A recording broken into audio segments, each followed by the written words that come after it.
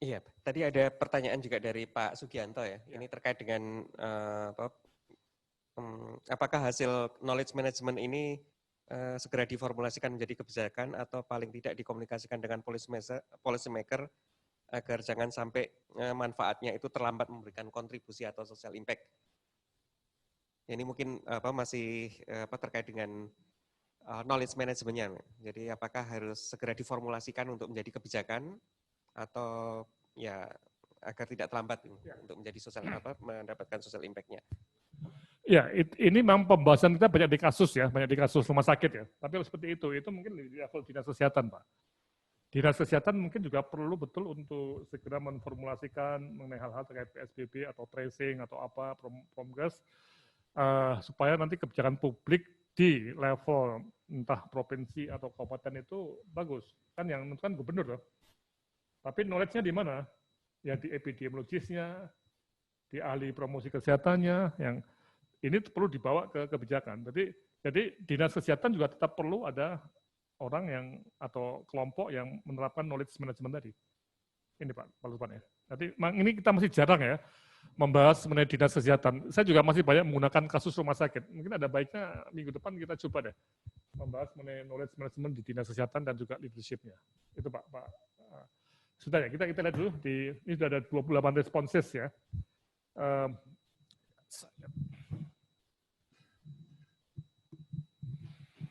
Ya, jadi ternyata sering dikerjakan paling banyak, tapi juga ada yang tidak pernah dikerjakan atau dikerjakan kadang-kadang. Jadi artinya ini belum semuanya seperti itu ya. Kemudian di perpustakaan, nah ini yang 85% itu mengatakan lesu. Ya. Jadi perpustakaan itu sebagai tempat yang menyedihkan ya, tadi biasanya seperti itu. Itu ya, ini cocok dengan saya sering ke rumah sakit, sering lihat-lihat perpustakaan juga atau tempat-tempat belajar di lesu ya nih. Ya. Kemudian kegiatan pelatihan ini nomor 3 coba. Ya, sering dikerjakan sedikit ya. Ini seperti itu ya. Kemudian pelatihan on the job ini ada yang mengatakan tidak pernah dikerjakan sama sekali. Ya. Jadi on the job itu mengundang pelatih ke rumah sakit.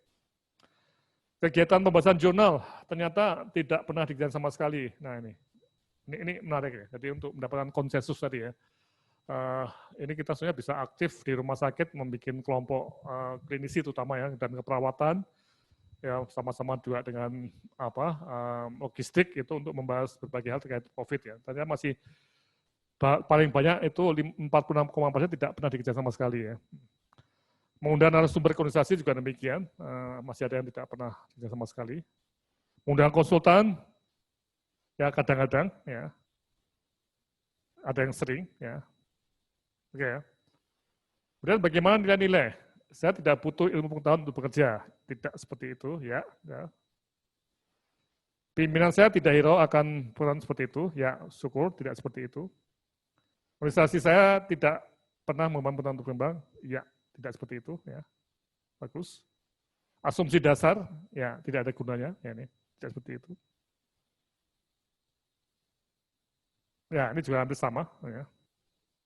Terus, oke, ini juga harus sama ya. Ya, tapi ada kemudian juga nih Pak Lutfan ya, yang datang ke diskusi kita yang memang kelompok-kelompok yang senang dengan pengetahuan. Jadi ini, tapi yang tidak ikut mungkin kalau kita lihat yang biru-biru itu banyak di luar, tidak menjawab responden kita nih. Ini kan hanya kelompok yang ikuti kita ya.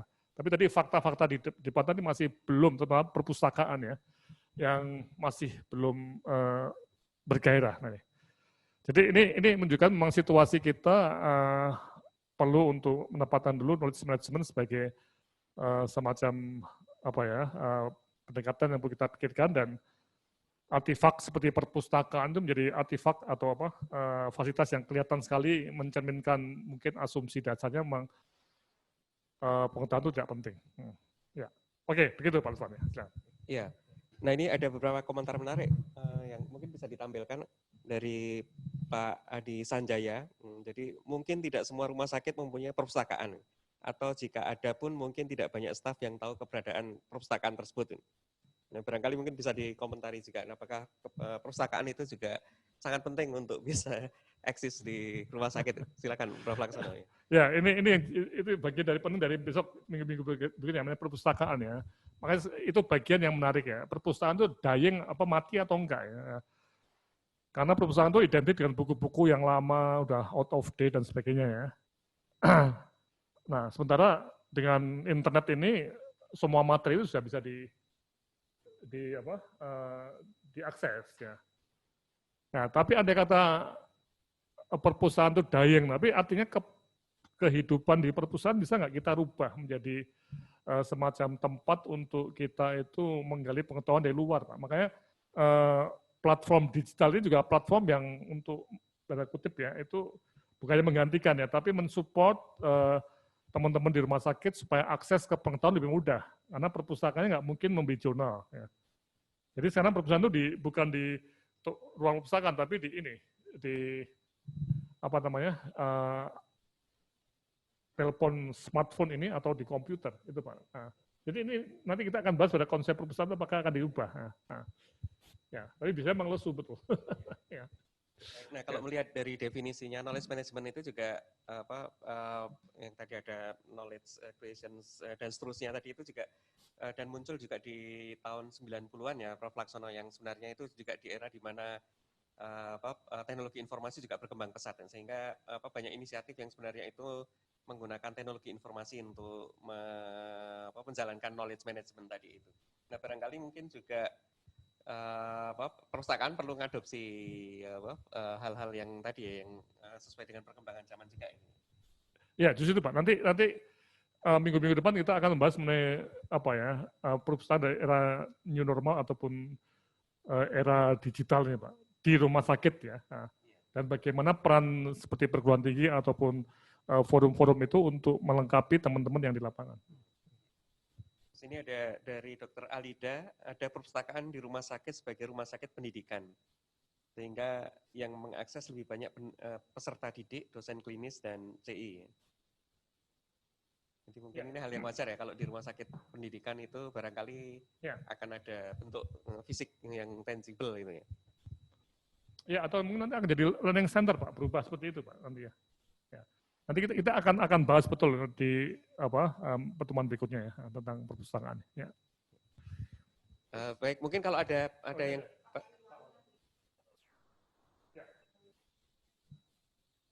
Pak Ari Waluyo. Ya, berapa besar pengaruh struktur organisasi dibanding kultur organisasi dalam mengabsorb knowledge dalam implementasi kesatuan rumah sakit, motif dan sarannya. Ya, jadi gini Pak, memang struktur di rumah sakit kan ada direktur dan ada wakil direktur atau direksi ya. Biasanya ada direktur lead bank ya, diklat dan pengembangan atau macam-macam namanya ya. Nah, ini yang menarik ya. Memang kalau kita melihat struktur tadi itu juga bisa mencerminkan knowledge. Culture-nya ada atau tidak. Nah, yang menarik itu kembali pada masalah perhatian dari struktur dari pengetahuan. Saya sepakat kalau misalnya strukturnya itu bagus, itu bisa mendorong rumah sakit atau lembaga itu lebih mengabsorb atau mengadopsi pengetahuan ke kebijakan di rumah sakit. Ya, sehingga direktur pengembangan ya dia di backup oleh ya ini yang menarik ya. Nanti kita akan bahas bersama LIPI ya tentang knowledge worker nih. Ini ada istilah menarik nih. Terkait juga perpustakaan juga. Apa kerjaannya knowledge worker tadi, pekerja-pekerja pengetahuan tadi, mungkin ya tadi akan membawa ini dalam konteks struktur tadi ya, ada kelompok orang-orang yang membawa pengetahuan itu ke semua orang yang butuh dan juga membahasnya, atau memfasilitasi pembahasannya. Itu Pak Ari ya. Jadi struktur rumah sakit yang baik itu yang harusnya bisa mendorong semua SDM itu mempunyai kultur yang knowledge base dalam hal pekerjaannya. Termasuk untuk satpam pun juga mempunyai pengetahuan juga bagaimana satpam yang baik di era COVID-19 nih.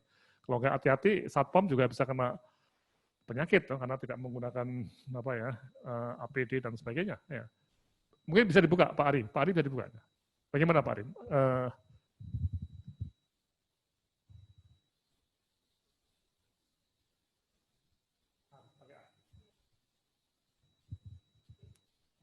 Ya, ya baik Prof. Terima kasih Prof. Jadi emang sebetulnya kan kadang-kadang emang apakah perlu di dalam structure tadi menarik yang dibilang bahwa knowledge worker itu tadi, itu juga diberikan kayak semacam job desk. Karena kadang-kadang dalam satu organisasi sendiri kan kita suka dibatasin oleh kultur yang ada di dalam organisasi itu sendiri. Sehingga kadang-kadang pengetahuan itu sebetulnya udah ada, jadi lebih lambat untuk bisa muncul sebagai satu kebijakan di rumah sakit. Lebih kurang sih gitu, Prof. Tapi terima kasih tadi penjelasan dari Prof. Ya, makanya tadi job desk-nya tuh ada nggak? Karena kita khawatir job desk-nya tuh perpustakaan ya, pustakawan tuh Pak. Mungkin loh. Ya, yang knowledge worker-nya itu masih menggunakan model yang lama. Tidak aktif. Ya. Nah ini. Jadi tadi yang saya sebut sebagai lesu di perpustakaan itu mungkin ya cuma duduk-duduk karena memang job desk-nya udah tidak sesuai dengan perkembangan teknologi seperti ini. Mungkin loh. Nah, makanya kembali pada pertanyaan menarik ya. Kita mulai dari mana? Itu salah satu yang mungkin menarik adalah perpustakaan. Begitu Pak Arya. Nah. Oke, ada lagi? Baik, ya Pak Sugianto bisa ditampilkan? Ya, jadi ini tadi mungkin lanjutan yang terkait dengan untuk mendukung formulasi kebijakan tadi Prof. Laksono. Jadi barangkali bisa dielaborasi, jadi manfaat KM sebagai bahan mendukung formulasi kebijakan, kira-kira nanti langkah selanjutnya seperti apa ya, terutama untuk yang dinas kesehatan. Ya betul Pak.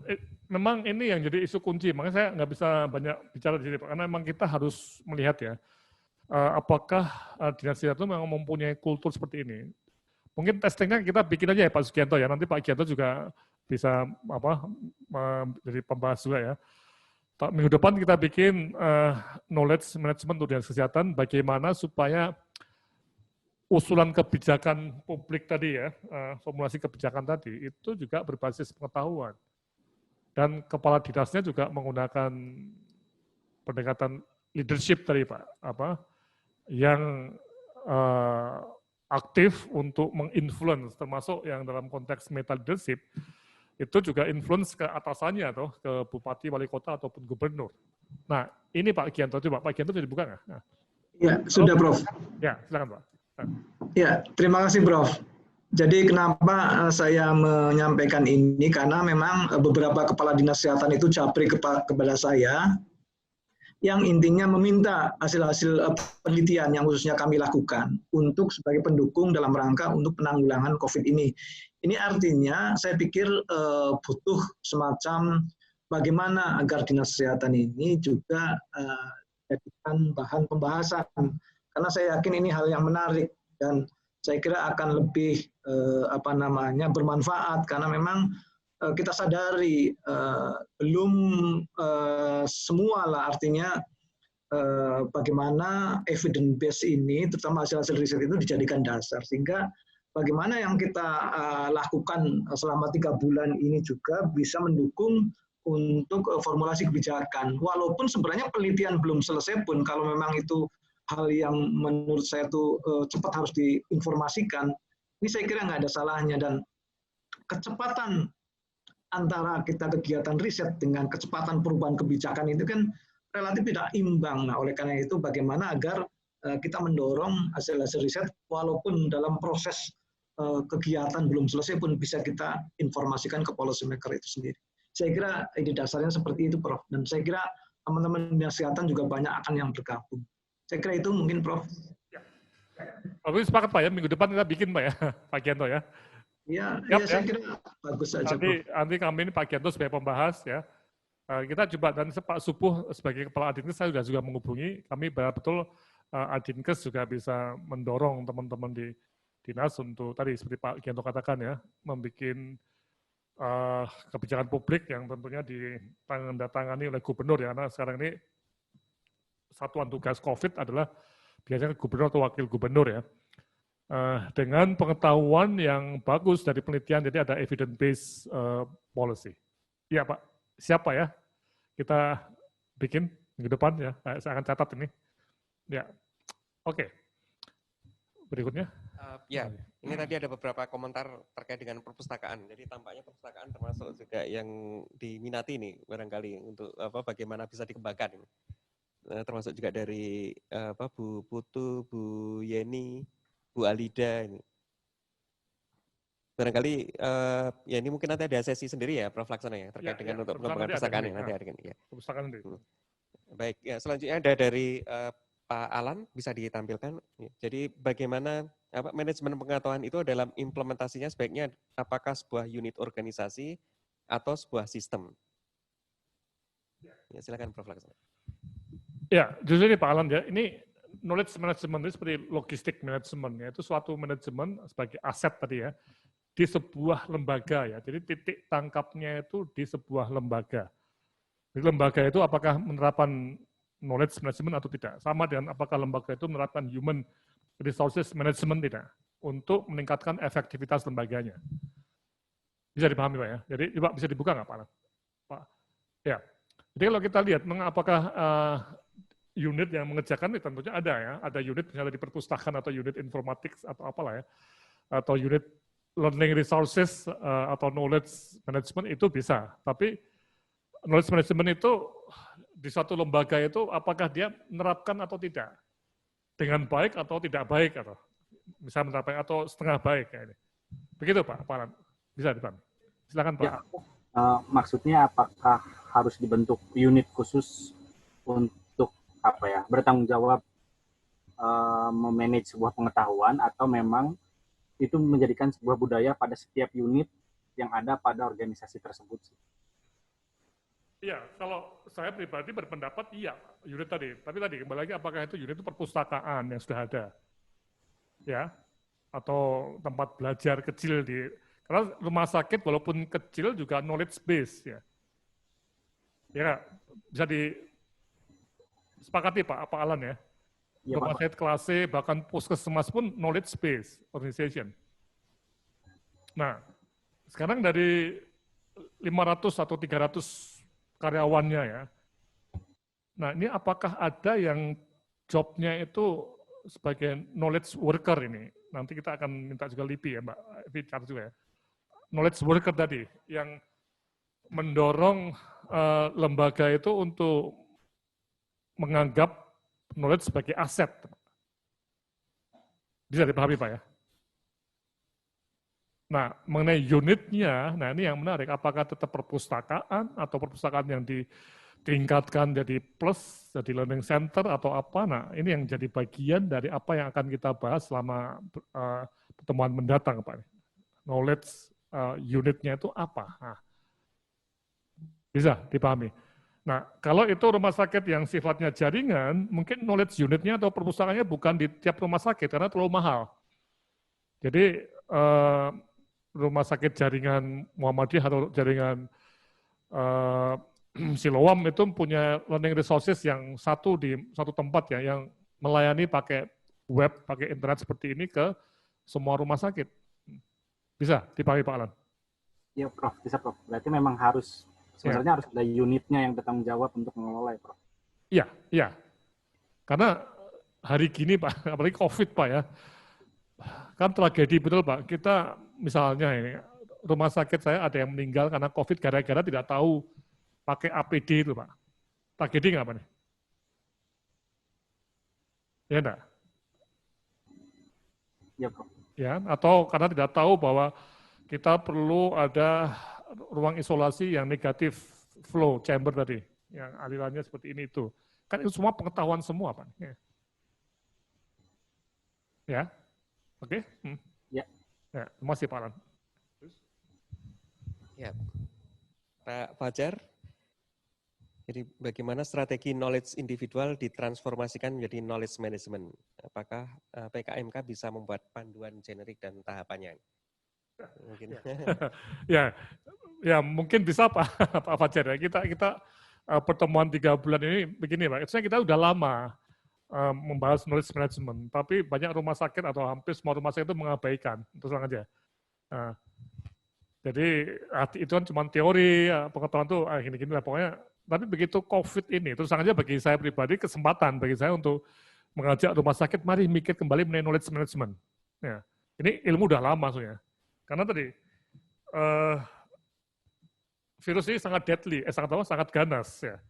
Kalau kita tidak punya pemahaman virus, pemahaman mengenai cara bekerjanya virus atau cara hidupnya virus atau apa namanya ya, kita tidak tahu bagaimana cara pencegahannya, ya kita bisa mati sendiri. Nah ini menarik Pak. Jadi mengenai panduan, nah kita akan mulai Pak. Jadi seperti ini panduan pertama ya tadi, leadernya dulu harus ada Pak. Selama pemimpinnya itu tidak hirau pada pengetahuan, ya ini game over juga Pak. Jadi selesai sudah, kita nggak bisa apa-apa. Nah, jadi kami mendorong betul para direktur rumah sakit, para kepala dinas kesehatan, ketua BPJS dan sebagainya, dekan ya yang mengaku sebagai knowledge based organization tadi, jadi atau bukan yang mengaku ya, yang mempunyai pendapatan atau income dari knowledge-nya ya, apakah konsekuen atau tidak untuk mengembangkan knowledge management tadi? Bisa dipahami ya, Pak Fajar ya? Kan dokter mendapat uang dari pengetahuannya sebagai dokter dan keterampilannya tentunya ya. Direktur juga demikian, knowledge semuanya itu. Tapi kalau semuanya kemudian mengatakan knowledge nggak penting, tapi tadi syukur semuanya mengatakan penting ya, semuanya ya. Tapi ada biasnya yang ikut ini mungkin yang senang dengan knowledge management, yang tidak ikut ya ada ribuan di luar yang peduli amat itu dengan apa seminar seperti ini ya, nggak ada gunanya seperti itu, bisa terjadi. Ya. Begitu Pak Lusannya. Ya. Ya, baik. Nah, terus kemudian ini ada dari Pak Peter Manopo, berdasarkan Hospital by Law, seharusnya knowledge management didukung semua tenaga struktural dan fungsional. Tapi faktanya ada dikotomi. Ya. Mungkin bisa dibuka juga beliau.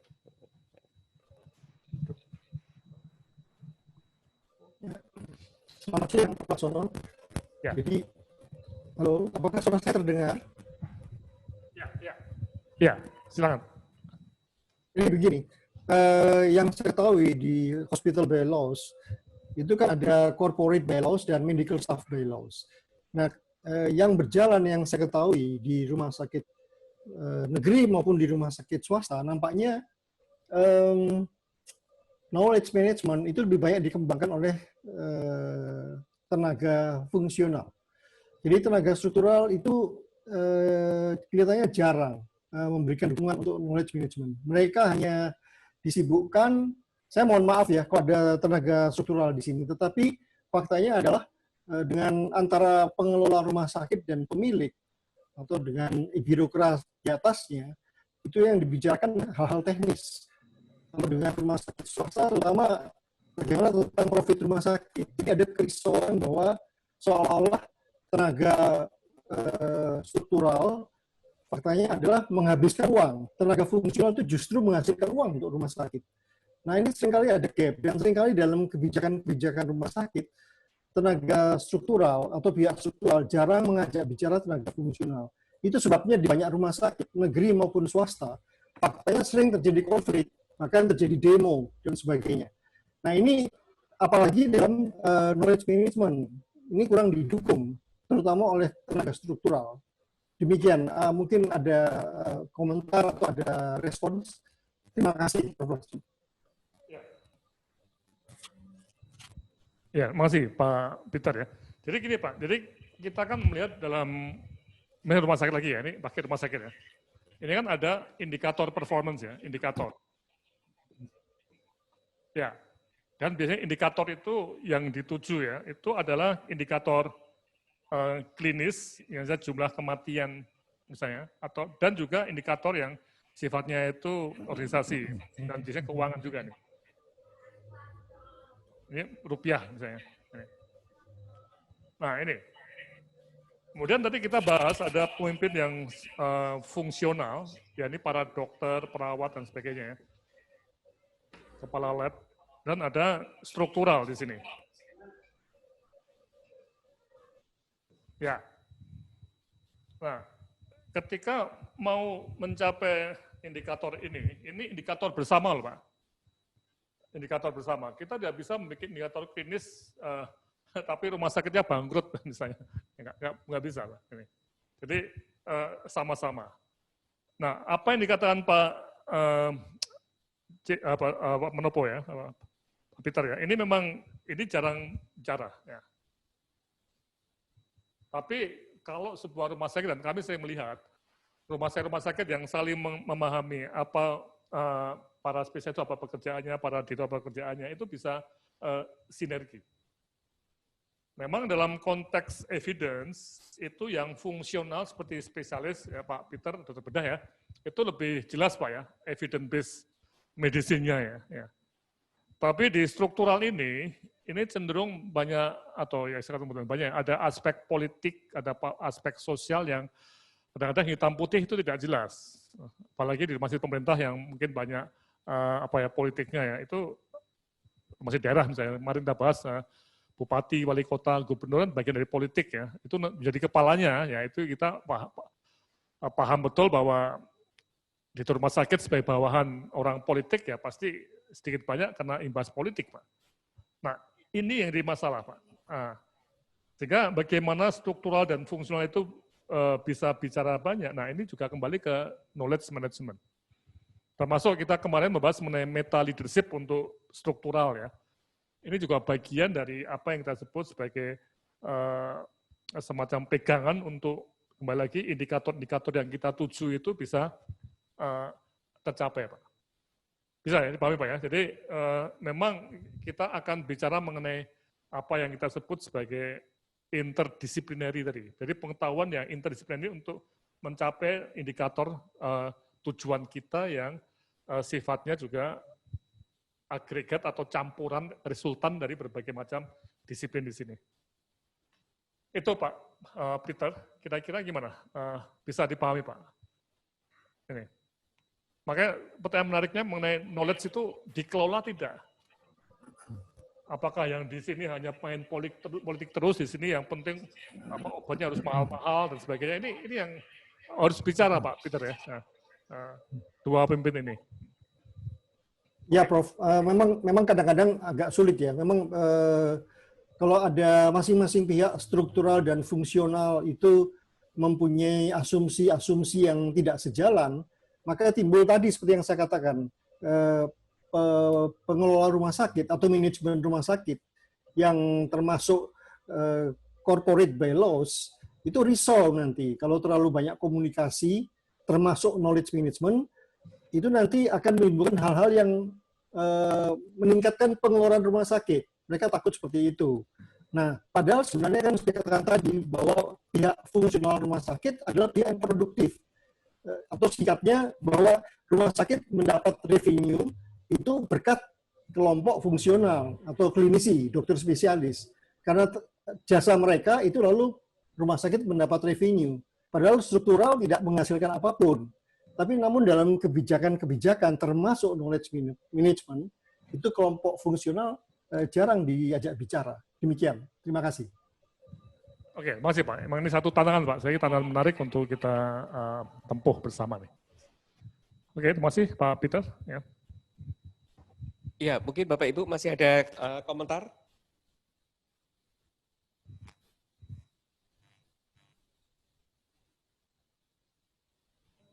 Belum ada lagi ya?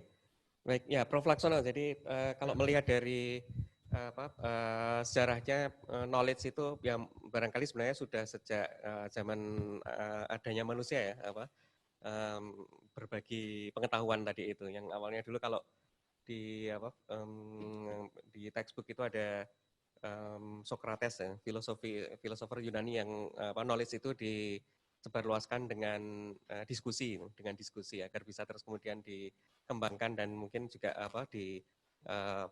pergunakan oleh orang lain.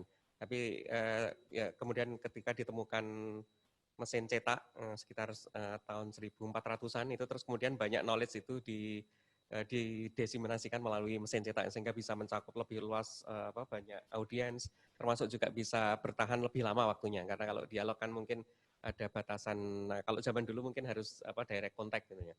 Nah, tapi sekarang adanya internet itu barangkali berbeda ya situasinya ya.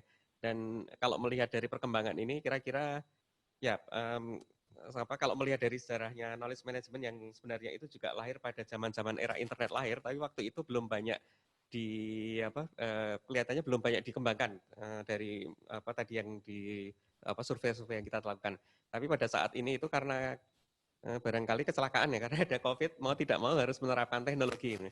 Nah ini kira-kira seperti apa? Apakah memang ini sebenarnya terpaksa atau sebenarnya idealnya memang harus by design itu, Prof. Laksono. Ya, harusnya by design ya. Jadi kembali lagi pada tadi, knowledge sebagai aset ini ya. Sejak zaman tadi Yunani mungkin sudah seperti itu, Pak. Negara yang maju itu ya knowledge-nya disimpan betul, dikembangkan, dianalisis dan seterusnya ya, sebagai aset tadi. Nah, ketika terjadi proses teknologi yang berkembang tadi, ini jadi satu hal yang menarik ya. Knowledge jadi banyak sekali dan kita akan kewalahan juga untuk misalnya mana knowledge yang benar yang mana. Ya. Dulu sebelum ada internet kan harus dicetak dulu, dicetak diedarkan. Jadi hanya buku-buku yang bermutu, yang punya semacam kebenaran itu yang oleh editornya dicetak. Tapi sekarang enggak. Buku bisa dicetak tanpa editor, bisa dicetak tanpa ada semacam penyaringan ya. Juga sama dengan berita, jadi banyak jadi hoax dan sebagainya. Dulu enggak banyak ya. Nah ini, sehingga dalam situasi seperti ini, itu kembali pada konteks rumah sakit tadi atau lembaga tadi ya. Apakah knowledge yang begitu besar, banyak sekali ini ya, yang kayak tsunami tsunami informasi, itu nggak ada semacam unit yang nanganinya. Ini. Nah ini tentunya jamnya perpustakaan. Di rumah sakit yang, apalagi rumah sakit pendidikan ya, itu harus ada. Tapi bisa kita bayangkan nggak rumah sakit yang tanpa pendidikan itu, bukan pendidikan ya, itu nggak punya perpustakaan. Jadi knowledge-nya itu ya tadi, urusan masing-masing orang, kan juga nggak benar juga. Nah, sehingga memang kembali pada pertanyaan di awal yang tadi Pak Fajar mengatakan apakah ada semacam pedoman. Itu. Nah ini yang kita sedang cari betul Pak Lutfan ya. Jadi knowledge management ini jadi perlu kita cari formatnya di rumah sakit, di dinas, di perguruan tinggi dan sebagainya. Nah, adanya COVID ini menurut saya sebagai hikmah, karena kalau kita tidak punya pengetahuan yang benar tentang COVID, kita bisa mati juga. Kita itu lembaga, dan kita sebagai orang juga bisa. Betul nggak Pak? Jadi ini memaksa kita untuk berpikir, oh berarti pengetahuan penting. Dan pengetahuan dengan mudah bisa didapatkan. Tinggal sekarang bagaimana kita memilih yang bagus-bagus tadi, sama ada orang yang di rumah sakit yang disebut sebagai knowledge workers tadi itu bertindak. Itu Pak Lutfan ya. Nah ini pertemuan ini bisa nggak mendorong knowledge based organization ya. Saya lagi bukannya saya menantang ya, tapi akan sedih sekali kalau ngakunya sebagai fakultas, sebagai rumah sakit, sebagai dinas kesehatan yang kegiatannya oleh orang-orang demo itu berbasis pengetahuan ya. Tapi sama sekali tidak mempunyai perhatian pada knowledge management ini. Nah ini menjadi satu hal yang agak kontradiksi. Ya, bisa dipahami.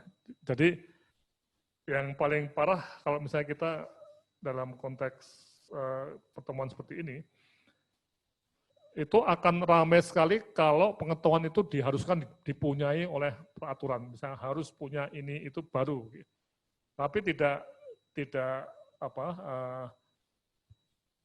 bersikap proaktif gitu, pengetahuan apa yang harus kita pelihara, kita kembangkan. Ya. Ini yang paling bahaya. Oke, saya kira itu Pak Lutfan ya. Kita harus betul-betul, kita tuh rumah sakit itu proaktif untuk, sebenarnya rumah sakit kita mau kemana? Apakah menganggap knowledge itu sebagai sesuatu yang tidak penting, atau kita harus cari, kita gali, kita pelajari, dan kita tarik, kita share di dalam untuk menjadi aset yang berguna. Itu Pak. Masih. Baik, ya Bapak Ibu, kami masih membuka lagi kesempatan untuk bertanya dan atau mungkin memberikan komentar. Silakan Bapak Ibu.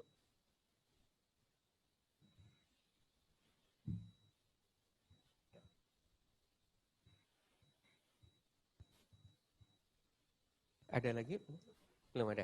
Ada tambahan dari hasil tadi kuesionernya, Mbak?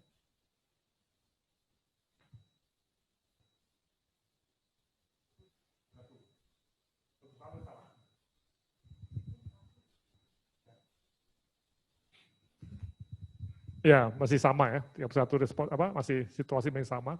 Perpustakaan gimana? Ya, masih 83% lesu. Ya.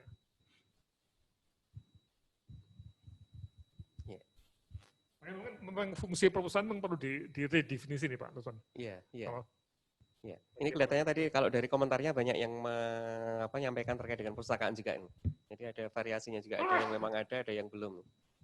Dan juga kalau melihat dari barangkali statusnya sekarang mungkin banyak yang terlantar ya, mungkin baru Prof. Laksono. Ya. Nah ini ada juga dari Pak Pande Januraga. Jadi yang mohon ada sesi knowledge management pada setting akademik institusi kesehatan. Oh, ya. Mana?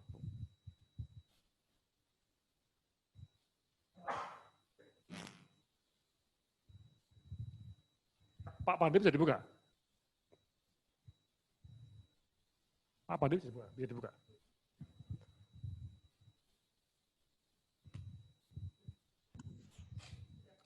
Silakan Pak Pande. Halo, sore Prof. Ya silakan.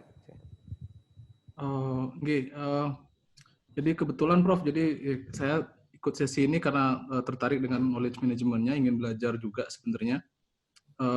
Sebenarnya kebingungan juga bukan hanya di level institusi pelayanan atau pengambil kebijakan juga ya, tapi juga kami di akademisi juga sebenarnya bingung. Jadi saya misalnya di grup Fakultas Kedokteran Universitas Udayana yang bergabung dalam berbagai disiplin ilmu itu sering sekali diskusi di WA-nya itu juga dalam tanda kutip terlihat bingung menanggapi derasnya perkembangan update evidence yang muncul dari berbagai lembaga ya, termasuk juga dari peer reviewed articles misalnya. Jadi saya pikir memang kedepannya perlu manajemen pengetahuan ini secara baik, termasuk di level universitas, tentunya dengan kaitannya tentang apa yang harus kemudian dikerjakan ke depannya terkait fokus pada topik-topik riset tertentu misalnya.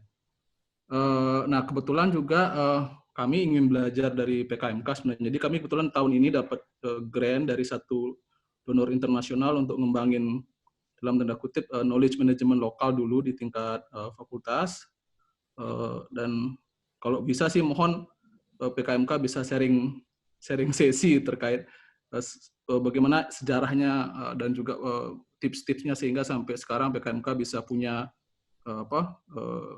website manajemen kebijakan, manajemen yang lain yang saya kira ini sudah bentuk knowledge management di tingkat institusi pendidikan atau penelitian, Prof. Terima kasih. Ya betul Pak. Jadi ini yang jadi satu isu kunci ketika 5 atau lebih ya 8 tahun yang lalu mungkin kita mulai ini ya. Ya terus saja saya waktu itu melihat perpustakaan itu sebagai lembaga yang harus atau unit dalam termasuk di FK ya. Jadi FK itu punya perpustakaan yang besar-besar ya. Tapi perpustakaan itu terlalu pasif ya. Sementara jurnal itu terlalu kaku, harus menerima ya seperti ini ya, dan terbitnya juga lama sekali ini. Nah, tapi untuk masuk ke koran umum kayak Kompas juga nggak mungkin, sangat teknis. Oleh karena itu kita mengembangkan berbagai macam web tadi, itu dalam konteks knowledge management, untuk menyebarkan ilmu tadi. Namun, targetnya tetap ini Pak Pande ya, tetap lembaga-lembaga tadi. Ya. Jadi, saya merasakan setelah hampir 10 tahun ini ya, itu kalau lembaga-lembaga di Indonesia itu belum, terutama rumah sakit dan dinas itu belum menyadari mengenai knowledge management, belum menghargai knowledge sebagai semacam aset tadi, tentunya apa yang kita kerjakan ya masih gagal juga, belum bagus juga. Nah, sehingga tadi saya bukan mantan mumpung ya, tapi COVID itu mengingatkan kembali pada semua pimpinan lembaga ya, bahwa kalau kita tidak menggunakan pengetahuan, tadi berkali-kali saya katakan bahwa kita bisa mati, atau staf kita bisa sakit, kita sendiri juga bisa meninggal, ya, karena COVID. Ya, sehingga pengetahuan itu mutlak. Nah ini momentum ini yang kita pakai, sehingga ketika COVID-19 itu mulai, kami di PKMK waktu itu 3 bulan lalu kami mengatakan bahwa kami tidak langsung operasional di lapangan, ya, tapi saya sendiri akan fokus pada knowledge management dengan webinar dan segalanya. Tapi tidak asal webinar ya, tidak asal memberikan kemudian lepas, enggak, tapi kita membingkainya itu dalam model knowledge management yang bulan ini kita masuk pada fase kedua, bagaimana membuat lembaga-lembaga itu menerapkan, Pak. Bisa dipahami Pak Pande ya? Ya, Nah, sehingga saya nggak tahu di Udayana itu apa kegiatannya itu apakah punya target nggak Pak audiensnya, misalnya Puskesmas se-Bali atau se-Nusa Tenggara atau se-Indonesia barangkali ya, itu mempunyai semacam semangat knowledge management dan juga ada orang-orang atau unit di dalam lembaga tadi yang mengurusi knowledge tadi Pak. Nah, bisa dipahami Pak? Halo, Pak Pandi? Putus ya? Ya. Atau di mute? Ya. Jadi Halo? ya, jadi ada audiensnya Pak. Jadi yang menggunakan ilmu ini adalah mereka yang di lapangan yang secara real itu akan memberikan social impact Pak. Jadi kalau rumah sakit, misalnya rumah sakit di Jogja itu semua bagus pelayanan untuk COVID ya, itu angka kematian untuk COVID kan bisa turun di DIY, logikanya tuh Pak. Ya enggak? Ya, jadi yang kita harus tanamkan itu untuk knowledge management bukan hanya di FKUGM atau di PKMK, tapi justru di 2000 lebih ya, berapa 2.700 rumah sakit se-Indonesia misalnya. Iya, betul Pak ya? Ya betul Prof, saya setuju Prof. Jadi idenya awalnya dari kami kebetulan mengelola satu proyek sekarang Prof. Jadi tentang LMKM, jadi menyusui proyek untuk kebijakan BFHI di rumah sakit.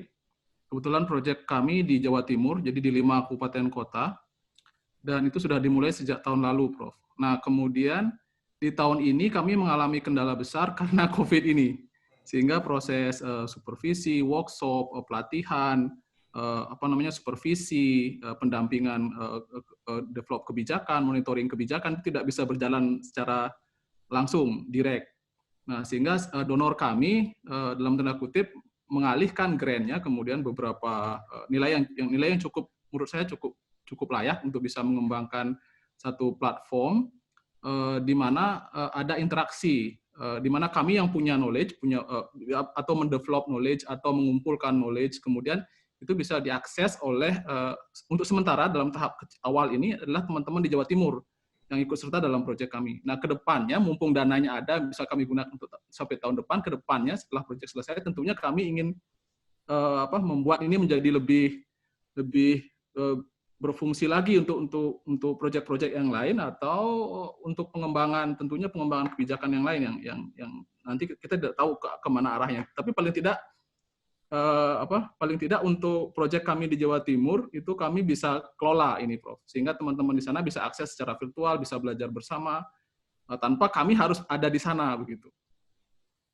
Ya. Betul Pak. Itu namanya apa? Untuk breastfeeding ya? Untuk apa? Menyusui? Ya, breastfeeding Prof. Breastfeeding Prof. Ya betul. Jadi ini kan seperti COP ya. Topiknya mengenai breastfeeding. Yang kita sebenarnya mengenai COVID ya. Tapi ini semua TB, malaria juga bisa. Yang penting ada satu kegiatan untuk sharing pengetahuan, create, membahas, dan sebagainya ya. Dan itu digunakan untuk meningkatkan efektivitas lembaga tadi.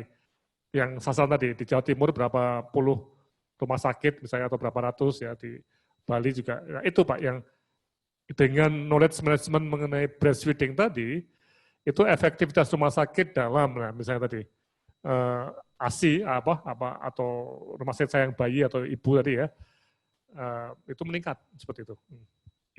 Nah, memang sekarang keunggulan telematik itu ya, Internet Things tadi ya, itu udah sangat canggih ya, sehingga memang tadi kita nggak perlu datang, dan juga karena COVID juga risiko tinggi ya, kan capek juga pergi cuman ngomong 2 jam tapi perginya 2 hari misalnya.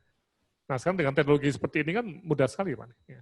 Jadi memang kita ada hikmahnya juga dengan adanya pandemi tadi, kita memaksa Indonesia yang begitu luas itu untuk mulai mikir bagaimana ilmu itu dikembangkan tidak hanya face to face tapi juga online. Ya. Walaupun ini juga membuat Garuda Lion Air jadi agak kolaps ya, tapi ya ini nyata hidup ya seperti ini. Begitu Pak Pandey ya. Ya. Terima kasih Prof. Senang sekali kalau bisa membantu nanti Pak. Terima kasih Prof. Terima kasih. Mohon dibimbing Prof. Ya. Ya, ini masih ada satu pertanyaan lagi, masih cukup ya waktunya. Jadi dari Ibu Prayetni, mohon penjelasan apa hubungan antara lesson learned pandemi COVID dengan knowledge management di rumah sakit. Ibu Praetni ya. Jadi ini saya kira memang knowledge management itu kan juga belajar dari para ahli ya. Ya itu nanti coba dibuka lagi ya. Ya. Nah, lesson learn itu kan bisa terjadi di banyak tempat ya. Misalnya, nah ini jadi menarik itu mengenai ventilator nih. Ini apa sih lesson learn dari ventilator tadi? Ternyata ada yang katakan tidak ada gunanya ini. Tapi ada yang katakan ada gunanya.